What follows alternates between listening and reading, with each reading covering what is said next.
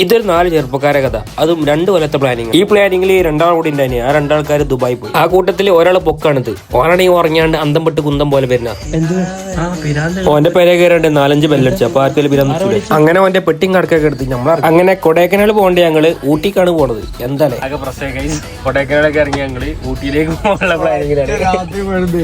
നമ്മളെ ഈ ട്രിപ്പിന്റെ ഖജാഞ്ചി അഫ്ലാണ്. നമ്മളെ പൈസ ഒക്കെ ഓന്റെ കിട്ടുന്നു. ഒരു ഖജാഞ്ചി ഉണ്ടായാലും മസ്റ്റാണ്. അങ്ങനെ പെട്രോൾ ടാങ്ക് നമ്മൾ കട്ടാക്കിയിട്ട് നമ്മൾ മുനീസാണെങ്കിൽ വാട്ടർ ബോട്ടിൽ ഫ്രീ കിട്ടിയതിന്റെ പൊലിവിലാട്ടോ. നമ്മൾ പിന്നെ പാട്ടിന്റെ പിന്നെ വേറെ വൈബാട്ടോ. അടിവാരത്തെത്തപ്പം അടിയിലൊരാന്തല്. അങ്ങനെ ചായയും ഗ്രീൻ പീസറും കൂട്ടി. എല്ലാ ട്രിപ്പിലെയും പോലെ തന്നെ ഡ്രൈവർ ഉറങ്ങൂല, മുന്നൂറ്റോനും ഉറങ്ങൂല, ബാക്കിയുള്ളവരൊക്കെ വേക്കുന്ന അങ്ങനെ ഉറങ്ങും. പിന്നെ കേറുന്ന എല്ലാ ടോളിലും പോയി. നമ്മൾ കയറിയത് വയനാട് കൂടെ തന്നെ പ്രഭാത ഭക്ഷണം കഴിക്കാൻ നമ്മളെ കേരളീയ ഹോട്ടൽ കയറി. ഓരോരുത്തരും ഓരോ ദോഷം കഴിച്ച് നമ്മളോട് മുനീസിനോടൊന്ന് മാസിൽ ഇറങ്ങാൻ പറഞ്ഞു. മാസമായി സൂര്യകാന്തി പാടത്ത് വന്നപ്പോഴാണ് സൂര്യകാന്തിനാണ് പറഞ്ഞത്. സൂര്യകാന്തി പാടത്തിൽ പിന്നെ അമ്മായിമനാണ് ആയോ അല്ലെ. ഞാനൊരു കൊമേഡിയൻ തന്നെ. മുത്തങ്ങ കൂടെ കയറിയപ്പോ തുടങ്ങിയ അണ്ണന്മാർക്ക് പൈസ കൊടുക്കല്. നമ്മളെ വഴി എന്ന് പറഞ്ഞത് മസനക്കുടി വഴി ഊട്ടിയിലേക്ക് ഒരു യാത്ര. അത് വല്ലാത്തൊരു എക്സ്പീരിയൻസ് ആണ്. ഒരു വട്ടെങ്കിലും പോണ മക്കൾ. പിന്നെ ഈ പാസ് എടുത്തില്ലെങ്കിൽ കയറാനില്ലോ. ഈ പാസ് എടുക്കണപ്പോ ഈ കാണുന്നത് ഊട്ടിയിൽ അങ്ങാടിയിൽ ഒരു കട ഉണ്ട്. സൂപ്പർ കട കേട്ടോ. നല്ല പപ്സും ചായ കിട്ടും.